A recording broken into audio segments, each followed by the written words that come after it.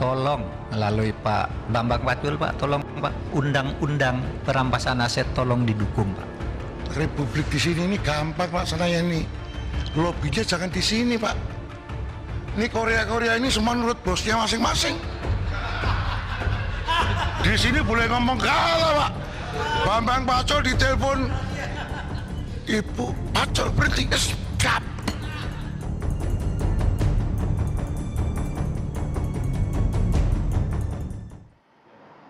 Yang Anda saksikan baru saja pemirsa adalah pernyataan dari Ketua Komisi Hukum DPR RI yang mungkin dalam kondisi bergurau menyebutkan bahwa RUU perampasan aset itu bisa diproses gampang caranya asalkan pemerintah, dalam hal ini Pak Mahfud MD, menghubungi langsung Ketua Umum Partai. Itu disampaikan oleh Bambang Wuryanto ketika rapat dengar pendapat umum Komisi 3 DPR RI dengan Menko Polhukam Mahfud MD yang juga merupakan Ketua Komite Nasional Pencegahan dan Pemberantasan TPPU beberapa waktu lalu.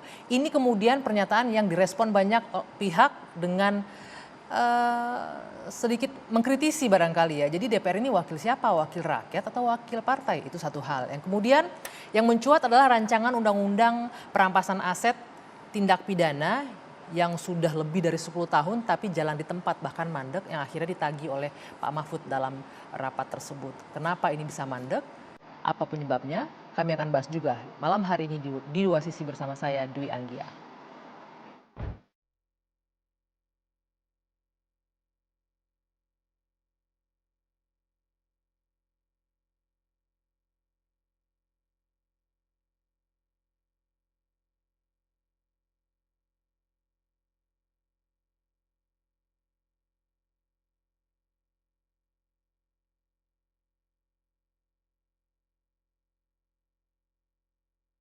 Tolong melalui Pak Bambang Pacul, Pak, tolong Pak, undang-undang perampasan aset tolong didukung, Pak. Biar kami bisa ngambil begini-begini nih, Pak. Tolong juga pembatasan belanja uang kartal didukung, Pak. Republik di sini ini gampang Pak Senayan nih. Lobbynya jangan di sini Pak. Ini Korea ini semua menurut bosnya masing-masing. Di sini boleh ngomong kalah Pak. Bambang Pacul ditelepon, Ibu Pacul berhenti, stop. Ini laksanakan Pak. Loh, saya terang-terangan ini, gitu loh. Mungkin perampasan aset bisa, tapi harus bicara dengan para ketum partai.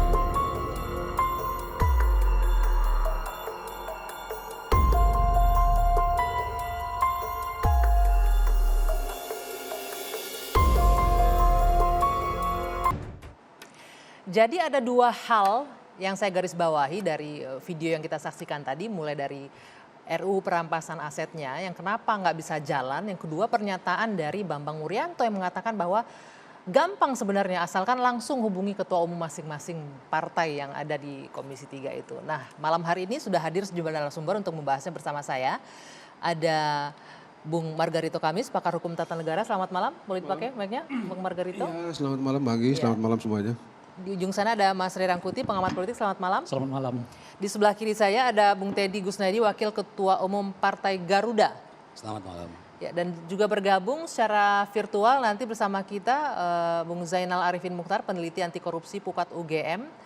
Dan juga nanti sambil menunggu, ini rekan separtainya dari Pak Bambang Wuryanto nih, Johan Budi dari PDI Perjuangan. Saya ingin minta respon dulu deh dari yang ada di sini. Ada Mas Ray Rangkuti, ada Bang Margarito. Bang Margarito dulu deh. Mendengar pernyataan tadi dari Pak Bambang Pacul ya. Iya. Ini Korea ini semua nurut sama ketua umum. Jadi RUU perampasan aset atau aset recovery sebenarnya gampang kalau lobbynya langsung ke ketua umum partai. Apa yang Anda baca dari situ?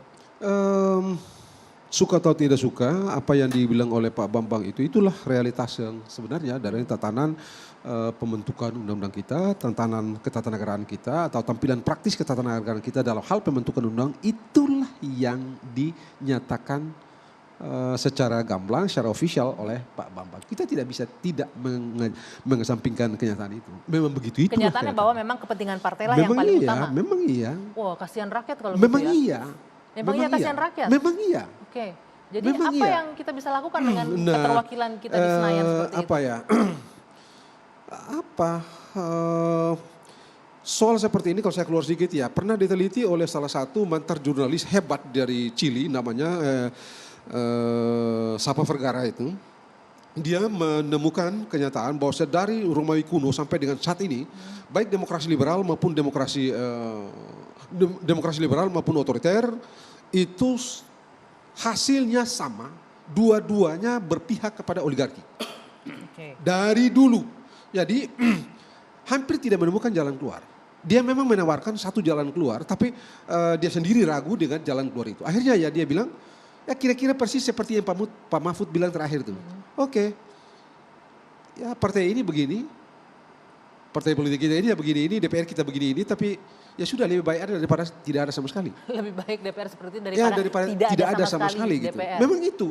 Anda tahu, Anda jangan berpikir bilang DPR yang hebat-hebat itu ya, kayak di Amerika Serikat itu. Anda tahu, kita ambil yang paling kecil gitu ya.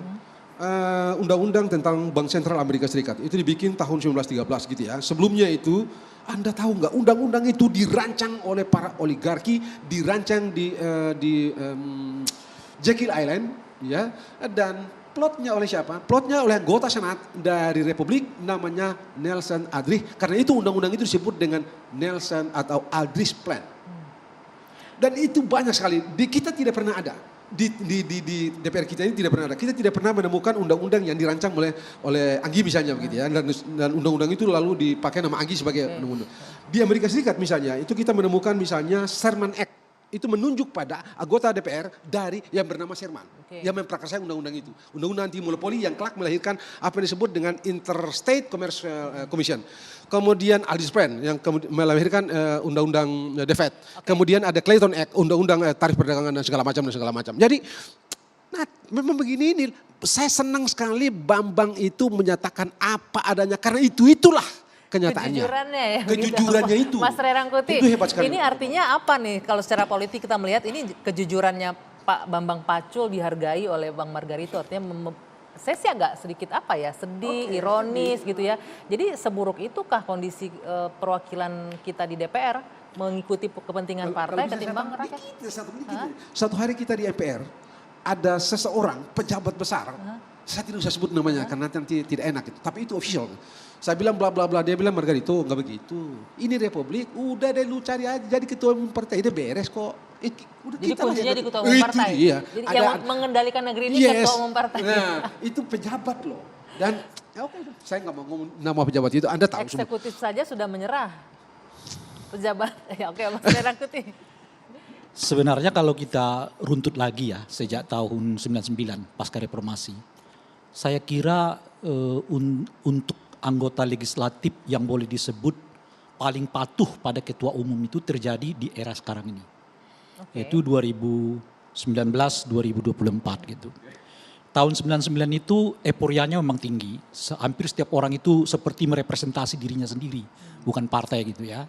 Itu 99. Bukan representasi diri sendiri, bukan Ya. rakyat juga ya, diri sendiri. Iya, yang saya mau katakan itu bisa saja ia merepresentasi suara rakyat, tapi Konstituennya lah ya, kemandiriannya sebagai anggota DPR itu terlihat. Karena masih euforia reformasi kali ya. Karena ada semangat itu. Ya. Di 2004 menurun, 2009 masih ada terlihat, misalnya kasus Bank Senturi, ada 2-3 orang yang berbeda pandangan dengan praksi, ketika saat itu misalnya, kalau PKS kan setuju ya kan. Misalnya Pak Effendi Hairi kan saat itu berbeda dengan PKB. Dia setuju bahwa ini ada persoalan misalnya gitu ya. 2014 ke 2019 makin konsolidasi ketua umum makin kuat terhadap anggota DPR. Dan 2019 ke 2024 ini hampir kelihatan nggak ada celah lagi bagi individu-individu anggota DPR di legislatif kita untuk bersuara berbeda.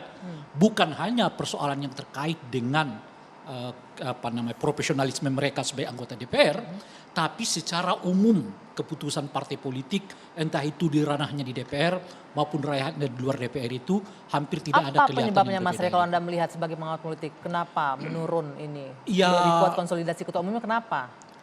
Pada akhirnya kemudian secara sosiologis dan kultural memang nikmat berkuasa itu gitu. Dan semakin ke sini konsolidasi para ketua umum ini juga makin kuat Apalagi di tahun-tahun politik seperti sekarang ini kan. Ini kan tinggal 2-3 bulan lagi akan ada proses pencalekan kan gitu. Jadi Lu mau calon lagi apa enggak? ya semua Lu mau sangat calon lagi apa enggak? semua sangat tergantung pada keputusan ketua umum. Ketua umum partai. Tapi kalau begini mau Oleh dipilih apa enggak? Kan rakyat yang milih. Yang teken daftar pencalonan Ketua kan umum. ketua umum. Bahkan betul. dengan kondisi seperti sekarang ini, proporsional daftar terbuka itu hampir tidak relevan sebetulnya bagi mereka. Meskipun tidak dengan itu saya mengatakan kita mengubahnya gitu ya. Dan Kenapa kita- gitu? Catatan untuk ini kita masih menunggu kan ya putusan Iya, MK iya, loh. iya, Itu iya. juga warning Iya. loh sebenarnya. Apalagi Terbuka tertutup. begini Oke. aja apalagi kita buat tertutup. Gitu. Nah, Mic-nya pada boleh dipakai nanti 2000 seingat saya ya, apa yang disebut oleh Bung Margarito, itu pernah saya alami saat itu bersama dengan Ahok ya. Karena kesulitan untuk mendorong undang-undang perampasan aset ini. Saat itu istilah kita sebut undang-undang pembuktian terbalik. Nah sekarang disebut dengan undang-undang Aset recovery perampasan ya, aset, perampasan aset. di mana salah satu poinnya itu adalah soal pembuktian terbalik. Ahok masuk melalui 2 pasal di undang-undang pemilu. Bahwa setiap calon anggota legislatif itu harus selain melaporkan dana mereka kepada LHKPN dan dilaporkan kepada KPU, Oke. juga harus ada pasal di bawahnya yang menyatakan bila ada keraguan terhadap harta kekayaan mereka harus dibuktikan oleh yang bersangkutan bahwa harta itu didapatkan secara halal gitu. Itu pernah dulu bersama-sama kita perjuangkan masuk aturan itu di dalam draft undang-undang naskah pemilu. akademisnya. Oke. Saya sempat mengatakan itu kepada Ahok. Ahok kalau pasal ini lolos, saya akan menyebut ini sebagai pasal Ahok, saya bilang. Sampai sekarang Sayangnya masuk nggak itu tidak Oh, lolos. tidak lolos ya. Pasal ini tidak lolos ya. Ahok juga saat itu sudah selesai di DPR langsung jadi calon wakil kepala daerah di DKI Jakarta sehingga mengambanglah semua. Padahal cuma 2 pasal itu saja. Apalagi kita berbicara tentang 1 pasal utuh di dalam undang-undang. Itu jauh lebih rumit dan jauh Apakah lebih itu sulit. Gitu. juga menjadi faktor kenapa ini mandek dibahas menurut Anda? Bunyi pasal per pasal yang mungkin mengkhawatirkan atau membahayakan pihak-pihak Oh tertentu. iya, kan karena kita tahu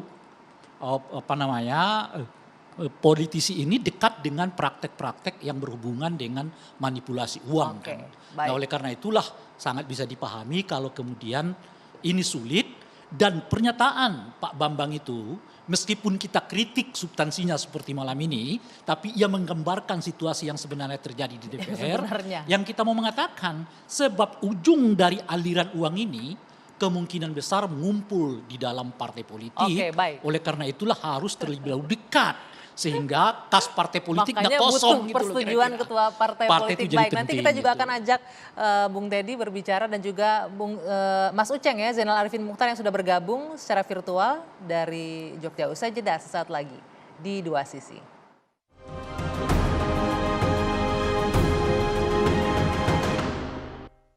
RUU perampasan aset itu memang inisiatif dari pemerintah dan terus kita dorong agar itu bisa segera diselesaikan oleh DPR dan ini prosesnya sudah berjalan.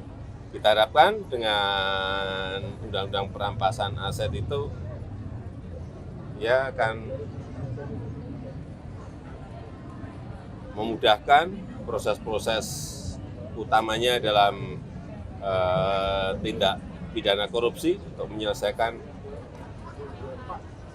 setelah terbukti karena payung hukumnya jelas.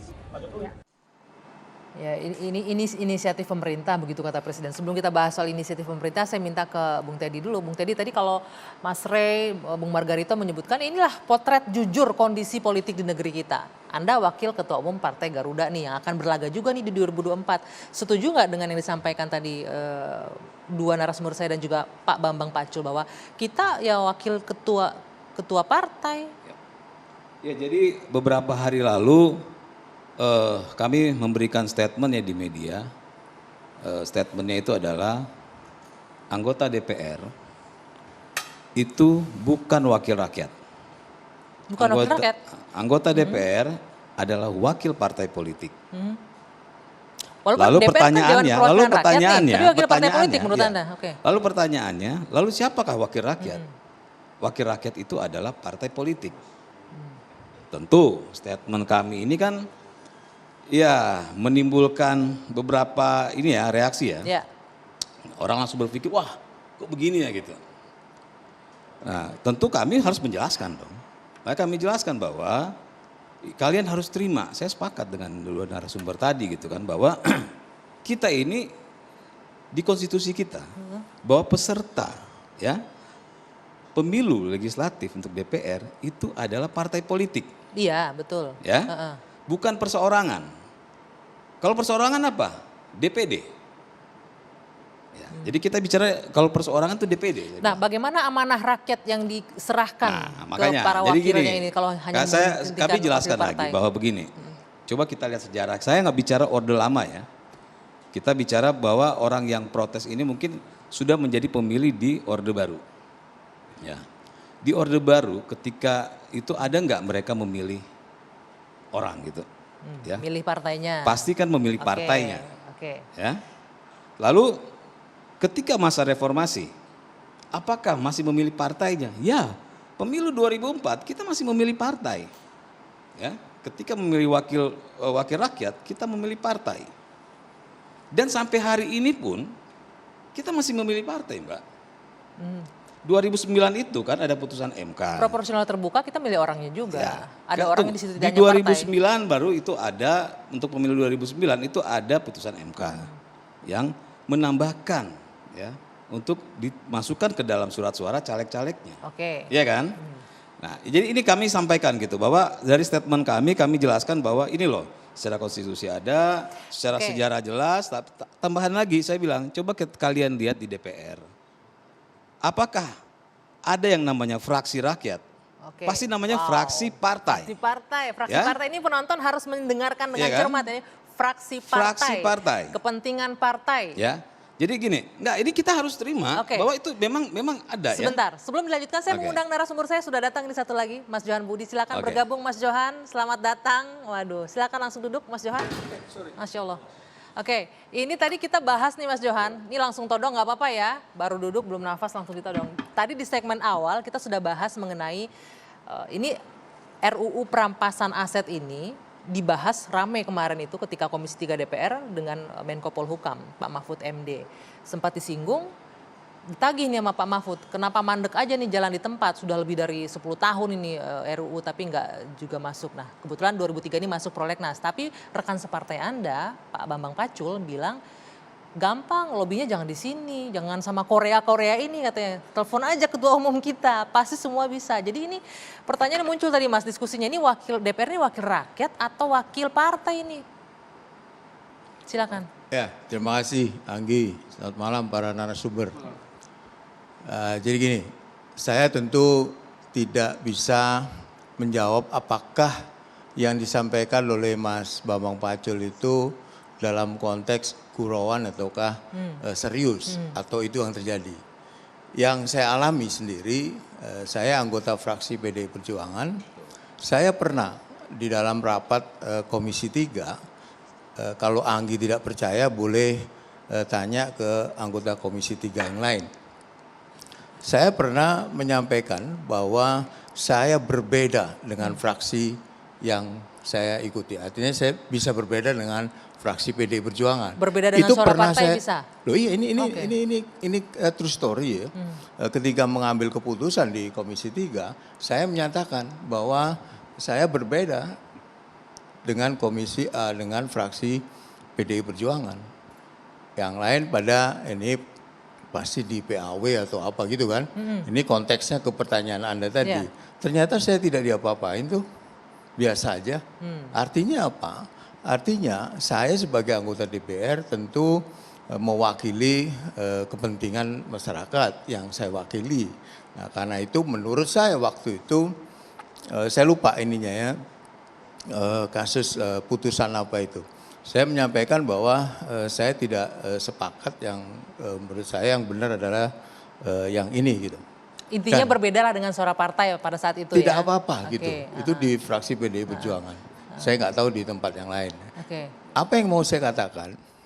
Yang mau saya katakan adalah tidak benar juga bahwa semua keputusan yang ada di DPR itu masing-masing anggota DPR itu tergantung keinginan dari ketua masing-masing partai. Itu saya alami dan saya sering begitu di rapat-rapat Komisi 3 ya. Jadi saya tentu Mas Bambang Pacul yang tahu apa sebenarnya yang disampaikan itu Konteksnya apa yang gitu ya? terjadi seperti itu ataukah tidak gitu ya. Oke. Anda bisa menanyakan juga ke fraksi yang lain. Tapi yang saya alami adalah saya pernah berbeda itu pernah dan tidak sekali itu. Beberapa kali pernah saya berbeda pendapat Oke. dengan keputusan fraksi gitu. Intinya nih DPR-nya masih mewakili suara rakyat kalau Mas Johan dia bilang. Enggak, ini saya cerita sebenarnya. Ya, Oke. Anda bisa mengkonfirmasi Iya. itu kalau Ya, dan saya poinnya juga benar, poinnya yang saya tangkap ini dan mewakili saya suara tidak rakyat gitu memberatkan katanya ya. PAW juga. Oke. Itulah yang kita sebutkan tadi. Ini soal kemandirian dari anggota DPR-nya. Tapi Gitu. tapi menarik loh, Bang Margar itu malah bilang ini adalah kondisi jujur, kondisi politik Iya, kita. iya. Bahwa emang ya Makanya ketua umum sebetulnya partai, Anda juga dengan, bilang kan, dengan suaranya di sistem ketua umum terbuka partai. ini memungkinkan kepada anggota DPR itu berbeda pendapat dengan praksi dan belum tentu praksi merecall mereka. Gitu. Nah masalahnya adalah mengapa sistem ini tidak dimanfaatkan sebaik mungkin oleh banyak anggota DPR, pengecualian tadi Mas Budi gitu, untuk kalau ia menganggap aturan itu tidak dia setujui, dia menyatakan berbeda pendapat. Sehingga saya kalau soal revisi undang-undang KPK, Mas Budi berbeda kan. Tapi katakanlah misalnya kawan-kawan kita ex mantan-mantan aktivis 98, kemana mereka? Mereka diam, gitu. Nah, kenapa mereka nggak berani berbicara? Ini soal kemandirian kok, soal sikap. Jadi kalau mereka sebetulnya berani bersikap mandiri dalam pengambilan keputusan, belum tentu kok mereka di recall gitu. Baik, baik. Sebelum kita lanjutkan, saya ke Mas Uceng dulu. Mas Uceng, Anda sudah menyimak dari awal tadi diskusi kita ya. Tapi sebelumnya saya ingin mengucapkan selamat dulu nih untuk jabatan barunya sebagai pimpinan Komite Pengawas Perpajakan, Komwasjak Indonesia. Ini di tengah badai yang menghantam Kementerian Keuangan nih, Mas Uceng membantu Ibu Sri Mulyani ya di sini ya. Mas Uceng, tadi kita bahas bahwa RUU perampasan aset ini sebenarnya penting untuk mengoptimalkan pengembalian aset dari tindak pidana. Tapi faktanya sudah bertahun-tahun ini mandek di DPR. Nah baru kebuka nih pada beberapa waktu lalu bahwa RUU ini harusnya lobbynya nggak di anggota DPR, ternyata harus ke ketua umum partai. Respon Anda bagaimana? Iya, yang pertama kita kan harus tetap bilang bahwa DPR itu pasti perwakilan rakyat. Kalau bukan perwakilan rakyat namanya DPP, Dewan Perwakilan Partai kan. Saya kira kesan yang pertama tentu saja dia harus tetap perwakilan rakyat. Kedaulatan ada di tangan rakyat dan dilaksanakan menurut Undang-Undang Dasar. Itu sebabnya kita menyematkan dia ada nama DPR gitu. Nah, itu salah satu fungsi. Tapi yang kedua memang satu sisi di internal partai sendiri ada yang disebut dengan disiplin partai, parti disiplin. Parti disiplin itu memang bagaimana sebuah partai bisa menjaga seberapa disiplin anggotanya di dalam satu partai. Dan itu satu hal yang penting juga kalau kita bicara soal teori kepartaian, parti disiplin itu penting. Nah, problemnya sebenarnya bukan di parti disiplinnya, tapi problemnya adalah pengambilan keputusan di internal partai atau bagaimana partai membuat keputusannya atau cara pandangnya seberapa demokratis di internal. Nah, itu problemnya. Jadi apakah pengambilan keputusan, pendapat partai itu diambil secara kolektif ataukah kemudian hanya diambil oleh ketua partai atau wakil ketua partai saja? Nah, itu problemnya di situ. Jadi Mas Uceng, nyaris sebenarnya.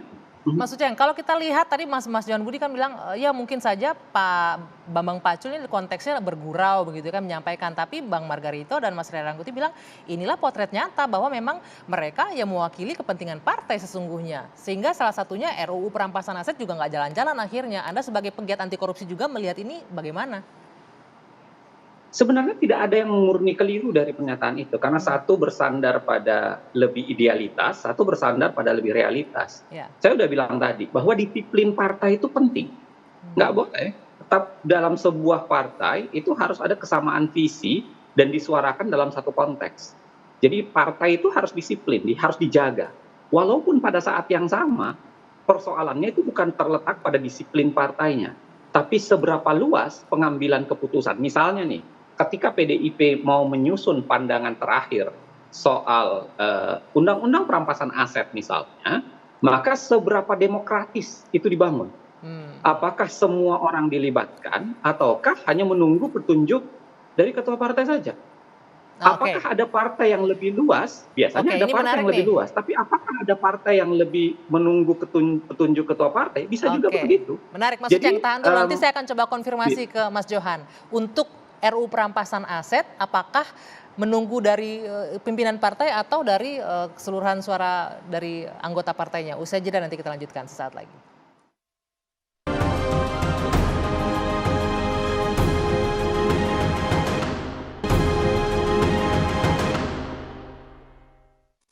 Saya kemarin bicara kok susah ya mengajukan aspirasi-aspirasi yang baik bagi pembangunan hukum, tetapi selalu gagal di DPR.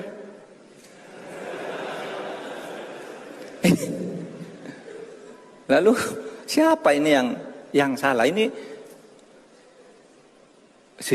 zaman Bung Karno tuh undang-undang, wah hebat loh, banyak lahir. Setiap ada aspirasi yang rakyat, undang-undang ini dibuat undang-undang. Zaman Pak Harto juga lumayan. Nah sekarang ini undang-undang penting, nggak bisa lahir. Parpolnya nolak, DPR-nya nolak. Ketika ditanya, loh DPR kok nolak? Dan kan bagus. Bos.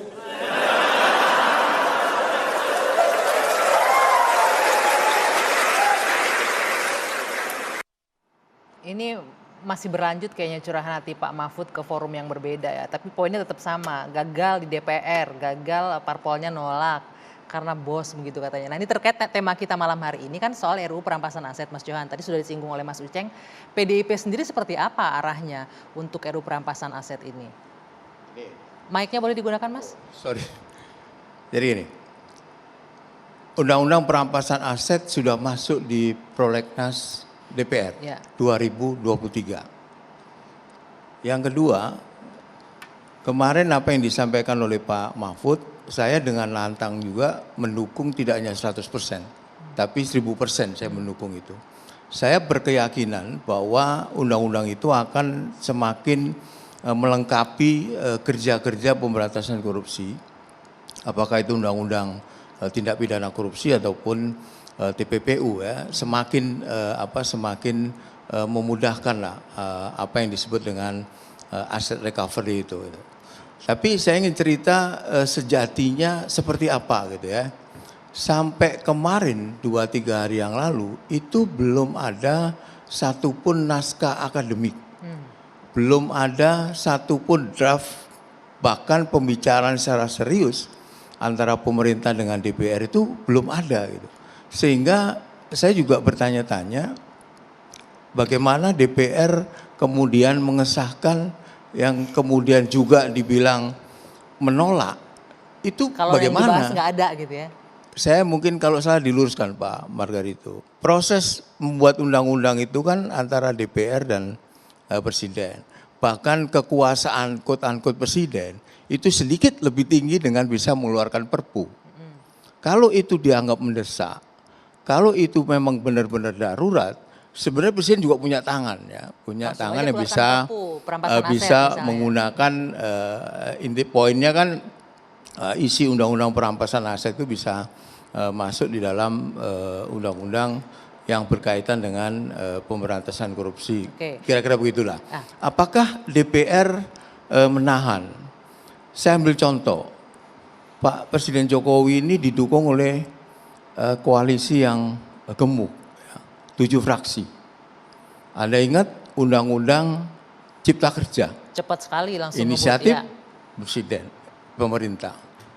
Di tengah-tengah kemudian muncul Perpu. Di tengah-tengah demonstrasi yang luar biasa, mahasiswa dan buruh yang rakyat itu kan, DPR dengan tenang kok mengesahkan gitu loh. Poinnya sekarang apa? Naskahnya tidak sampai di DPR sekarang, belum ada sampai ke DPR poinnya, atau apa? Saya mau cerita bahwa ya DPR nggak bisa mengesahkan undang-undang yang diminta kalau tidak ada pembicaraan secara serius, naskah akademik, draft dan lain sebagainya. Artinya ini saya menangkap, saya tidak tahu ya. Pemerintah nggak serius nih, Mas. Bukan, makanya ini yang saya mau katakan. Kalau kita baca di dalam salah satu laporan media online, hasil investigasi yang dilakukan oleh mereka, sebetulnya draft itu sudah masuk. tetapi tiba-tiba ada semacam Revisi. pertemuan antar ketua umum partai politik yang menginginkan supaya draft itu jangan dibahas dulu, khususnya di balik sehingga tidak masuk ke prolegnas. Jadi oleh karena itu boleh jadi Pak Budi tidak tahu karena memang belum masuk ke balik, apalagi disebarkan kepada anggota-anggota, khususnya Komisi 3 gitu. Karena apa? Karena begitu masuk draft ini, ketua umum sudah konsolidasi terlebih dahulu untuk menyatakan stop dulu nih. Itu menurut investigasi itu. Tapi faktanya ini masuk prolegnas artinya akan dibahas. Artinya kan sudah ada persetujuan, ini akan masuk prolegnas kan. Tapi kan kalau memang nggak ada draftnya, nggak ada sesuatu yang mau dibahas, ya artinya nanti ini dilewatkan lagi, mau nggak ada materinya, gitu. Nah oleh karena itu perlu mungkin dilacak dengan sesungguhnya apa benar berdasarkan pertemuan ketua-ketua umum partai politik itu, draft yang sudah diserahkan oleh pemerintah itu akhirnya dikembalikan lagi ke pemerintah karena itu tadi. Maka dalam konteks itulah Pak Bambang mengatakan tanya ketua umum deh. Kalau konteks gitu ini Anda tahu nggak, Mas Jadi Johan? mentoknya bukan di Ketua kita umum nih. Anda atau partai Anda mentoknya nih? di ketua umum kira-kira. PDIP gitu. suaranya Saya gimana untuk masuk RUU ini? Komisi 3 itu setahun yang lalu. Isu soal ini sebenarnya pernah disampaikan oleh PPATK dan KPK, Bang Rangkuti, waktu RDP ya. Tapi permintaan yang sekedar permintaan bahwa PPATK perlu perampasan aset, KPK juga perlu undang-undang perampasan aset. Nah waktu itu komentar sebagian besar menurut saya itu mendukung juga gitu. Saya tidak tahu peristiwa itu ya, saya sama sekali tidak tahu. Saya hanya mengatakan yang saya tahu kejadian sekarang itu seperti ini gitu, yang proporsional gitu. Tidak bertahun-tahun ditahan oleh DPR. 2012 BPHN itu sudah mengeluarkan naskah akademik, Pak. Sudah ada tentang undang-undang perampasan aset. Artinya pemerintah yang dulu juga itu kalau mau serius kan juga bisa. Periode pertama Pak Presiden Jokowi kalau mau serius juga bisa gitu. Masalahnya belum masuk ke DPR, ibaratnya nih udah di drop oleh ketua-ketua umum. Maka pernyataan Pak Pacul itu jadi tepat dalam kondisi itu gitu. Jadi sebetulnya bukan nggak ada draft, bukan nggak ada ini, Sudah tapi ada, begitu cuman draft tertahan. itu ditahan dulu, Bung sehingga nggak Garito. masuk ke balik. Kapan itu dijadwalkan untuk Kalau dibahas? begini nggak sehat dong sistem politik kita yang diatur oleh Ini sekelompok orang biasa saja. di mana-mana. Biasa? Biasa di mana-mana. Anda temukan di negara paling demokratis sekaliber Amerika pun begini ini kenyataan. Jadi negara kita emang dikendalikan oleh sekelompok orang saja. Biasa ini. Jadi ini soal keterampilan berpolitik. Tadi beliau sana bilang undang-undang cipta kerja itu. Pasalnya undang-undang cipta kerja itu ya, untuk pertama kali dalam sejarah hukum Indonesia itu pertama kali undang-undang seperti itu. Ya, di Amerika tidak ada yang kayak begitu. Beres kok undang-undang itu. Bukankah itu sebuah political game tuh? Jadi ini soal political game dari presiden. Jadi apakah presiden memiliki agenda yang fit tentang itu atau tidak? Kalau dia sebentar nih, kalau gue sebentar nih, buktinya tadi itu. Berarti Anda melihat presiden nggak punya will sudah yang ini serius untuk nyata ini? dan semua orang bisa ngecek undang-undang cipta kerja itu. Dalam bahasa yang lain menurut saya ada problem penyebutan DPR itu yang tidak menggambarkan ketua umum. Mestinya kalau mau disebutkan oleh Pak Mahfud, Pak Mahfud bisa mengatakan ini masalahnya bukan di anggota DPR-nya, tapi di ketua-ketua umum yang tidak memberi kesempatan kepada anggota DPR kalau untuk saya ya, ini. dengan segala hormat ya, sebentar sedikit aja gitu. Mudah kok, mudah betul dalam tanda petik ini. Kalau kita pakai bahasa jalanan, tekuk ini ketua-ketua partai, mudah banget. Caranya? Kalau, tidak ada satupun ketua partai di dunia ini yang tidak merindukan courtesy call dari presiden. Senator hebat-hebat di Amerika Serikat itu mimpi mereka di awal di pagi hari itu adalah presiden telepon saja langsung jadi jangan kita muter-muter deh. Mas Uceng, gitu deh. Mau nggak? Mas Uceng, benar nggak seperti itu Mas Uceng? Artinya ya mau nggak mau ini untuk urusan pemberantasan korupsi, pengembalian aset tertahan karena memang ada kurang goodwill dari kedua belah pihak kalau saya tangkap, baik itu dari pemerintah ataupun dari DPR-nya. Apalagi ada campur tangan ketua umum yang harus memutuskan di sini seperti yang dikatakan oleh dua narasumber di studio. Mbak Anggi, izinkan saya cerita dua hal ya. Yang pertama saya mau bilang dulu soal undang-undang perampasan aset. Jadi sebenarnya ini sudah lama sekali Saya ingat dari tahun 2009-2010, RUU dalam sejenis ya, dulu namanya aset recovery. Jadi segala sesuatu yang berkaitan dengan aset, hasil sitaan, proses koruptif maupun bagaimana menyita illicit enrichment maupun unexplained wealth gitu. Jadi kekayaan di luar yang tidak bisa dijelaskan. Itu udah lama. Bahkan versi masyarakat sipil kami buat waktu itu dengan bantuan kemitraan, kami buat versinya. Jadi sebuah kelembagaan ada di situ untuk mengurus aset, apa yang bisa disita, lalu kemudian bagaimana prosesnya, itu diatur semua. Dan saya kira memang Mas Rerangkuti bisa jadi menjadi benar. Karena dia sudah lama, dari tahun 2009-2010 sebenarnya sudah dibicarakan, pertanyaannya kenapa sampai sekarang itu tidak terjadi gitu. Itu yang pertama. Yang kedua begini, kalau kita mau bicara ketatanegaraan Indonesia, suka atau tidak suka, sebenarnya dalam legislasi itu presiden jauh lebih besar kekuasaannya daripada DPR. Anda bisa baca disertasinya Saldi Isra. Disertasi Saldi Isra itulah yang menjelaskan bahwa pasca amandemen sebenarnya presiden itu kewenangan legislasinya lebih besar dibanding DPR. Walaupun Undang-Undang Dasar menggeser kewenangan pembentukan undang-undang dari pemerintah ke DPR. Jadi itu rancunya. Jadi di Undang-Undang Dasar perubahan 1, 2, 3, 4. Ya, Mas Uceng, wah, ya terputus. Sayang sekali terputus ya. Ini yang saya tangkap, ini presiden mempunyai kekuasaan lebih dalam legislasi pasca amandemen. Coba ya, dia ikut membahas, ya, ikut menyetujui.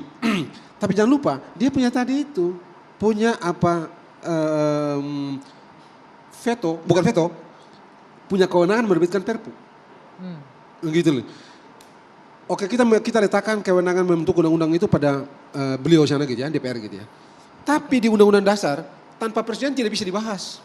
Oke. Harus dibahas bersama, sudah dibahas bersama, presiden mundur dalam pembahasan tidak bisa dibahas juga.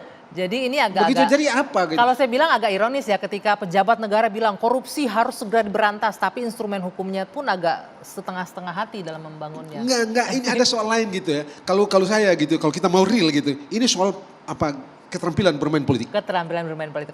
Usai jeda kita akan lanjutkan soal ini. Akankah mungkin kemudian direalisasikan untuk RUU perampasan aset? Usai jeda kita lanjutkan di Dua Sisi.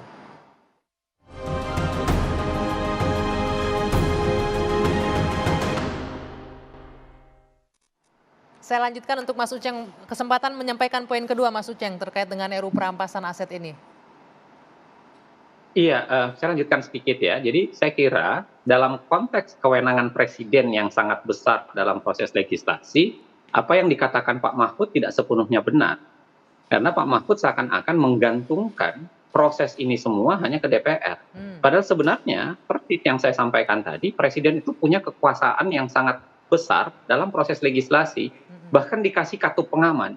Saya tentu saja tidak menganjurkan presiden untuk mengeluarkan perpu ya, tentu saja berbeda. Cuman saya ingin katakan, kalau kita bandingkan urgensi undang-undang perampasan aset, urgensi undang-undang ormas, perpu ormas, dan urgensi perpu cipta kerja, saya kira mirip-mirip saja. Jadi kalau presiden memang mengeluarkan perpu untuk ormas di tahun 2017, lalu kemudian perpu cipta kerja baru saja di tahun 2023, apa alasan kenapa kemudian tidak menggunakannya di 2023 untuk perampasan aset, lalu kenapa kemudian menggantungkannya kepada partai? Nah, saya kira nyaris tidak ada alasan sebenarnya untuk menggantungkan itu semua ke partai, kalau kemudian ada proses yang bisa diakselerasi. Kalau bukan proses untuk memperkuat lawong yang namanya partai-partai juga 82% pendukung presiden kan berada di bawah koalisi presiden. Kalau presiden menggunakannya itu pasti bisa, apalagi kalau menggunakan kewenangan luar biasanya dalam artian perpu. Baik, saya tangkap poinnya. Saya mau ke Mas Rerangkuti. Mungkin nggak ini solusinya perpu saja. Ini juga melihat keseriusan pemerintah di sini. Kalau kita lihat sekarang kondisinya draft naskah akademik ini 3 lembaga belum menyetujuinya, Kementerian Keuangan, Kapolri, dan Jaksa Agung. Pertama, saya kurang setuju bagaimana? dengan perpu ya. Karena menurut saya lebih bagus membahas dalam bentuk undang-undang supaya lebih utuh ketimbang presiden mengeluarkan perpu. Yang itu hanya bagian-bagian tertentu saja dari keseluruhan ide tentang perampasan aset ini dimasukkan gitu. Itu pertama. Yang kedua, itu betul. Pak Mahfud mestinya juga cek dulu dong ke dalam. Jangan lempar langsung keluar gitu loh. Buat keributan seolah-olah di dalam nggak ada masalah. Karena Dalamnya kan pemerintah itu sendiri. itu maksud saya. Ah. Itu karena di dalam pemerintah sendiri, karena sebagaimana disebut di beberapa tempat, setidaknya seperti yang Anda sebutkan tadi, ada 3 kok lembaga di institusi pemerintah yang belum tanda tangan naskah ini gitu ya. Kepolisian, kejaksaan, dan juga bahkan Menteri Keuangan gitu. Lalu kalau 3 lembaga ini tidak tanda tangan pada draft, ya nggak mungkin dong dibahas oleh DPR juga. Artinya Dan bukan salah DPR lah sepenuhnya. itu gitu yang ya. saya mau katakan. Jadi Pak Mahfud jangan juga cepat lempar persoalannya ada di luar, tapi juga tidak mengkoreksi seperti apa sebetulnya kejadiannya di bawah, di dalam gitu. Termasuk misalnya soal apakah Pak Presiden tidak melakukan lobby politik keras, atau undang-undang Omnibus Law yang penuh dengan penolakan. Bisa kok Sampai di unjuk rasa iya besar-besaran, macam-macam tuh. Bisa kok disahkan. presiden mengkomunikasikannya dengan partai politik, dengan resiko partai politik itu mendapat kecaman dari publik. Lah ini undang-undang yang atau rancangan undang-undang yang semua masyarakat rasanya setuju kalau ini secepatnya dibuat gitu. Masa sih presiden nggak bisa mengkomunikasikan kini kepada ketua umum partai politik gitu. Oke, baik. Ini terakhir saya kasih kesempatan Mas Teddy karena kita ngomongin RUU tadi sedikit mengenai wakil rakyat tadi. Anda ingin sampaikan nggak tadi bahwa DPR ya bukan wakil rakyat tadi menurut Anda? Saya agak menggelitik sedikit. Ya memang kan tadi saya sudah jelaskan bahwa berdasarkan konstitusi sudah jelas. Berdasarkan sejarah sudah jelas bahwa wakil rakyat itu ada partai politik. Dan di fraksi pun, di DPR pun fraksi namanya fraksi partai politik ya. Nah dan keputusan RUU itu menjadi undang-undang pun kita sudah lihat sama-sama itu fraksi semuanya. Nah terakhir mau kami sampaikan bahwa ini adalah sebenarnya pendidikan politik bagi masyarakat, baik bagi calegnya maupun bagi pemilih. Ketika nanti mau menjadi caleg, maka dia lihat arah partai dulu, sesuai nggak dengan dirinya. Begitupun pemilih, ketika akan memilih caleg, dia harus melihat arah partainya dulu. Kalau arah partainya ke kiri, calegnya bilang ke kanan itu udah pasti bohong. Oke. Ya, jadi ini sebagai pendidikan politik bahwa mau tidak mau, suka tidak suka, bahwa wakil rakyat itu adalah partai politik. Bukan anggota dewannya ya? Bukan. Saya rasa presiden mesti cermat gitu ya dalam menangani masalah ini. Oke. Agar tidak menimbulkan kegaduhan baru setelah undang-undang itu jadi dan segala macam itu ya. Oke. Cermat betul mengenali soal ini. Baik, kalau memang itu untuk kepentingan rakyat, kenapa tidak mengambil jurus-jurus yang langsung meletakkan prioritas rakyat di atas segalanya begitu ya. Baik, terima kasih Bapak-Bapak sudah hadir malam hari ini, juga Mas Uceng yang sudah bergabung melalui virtual. Selamat malam, terima kasih semuanya. Saya Dwi Anggia undur diri, kita lanjutkan 2 sisi pekan depan. Sampai jumpa.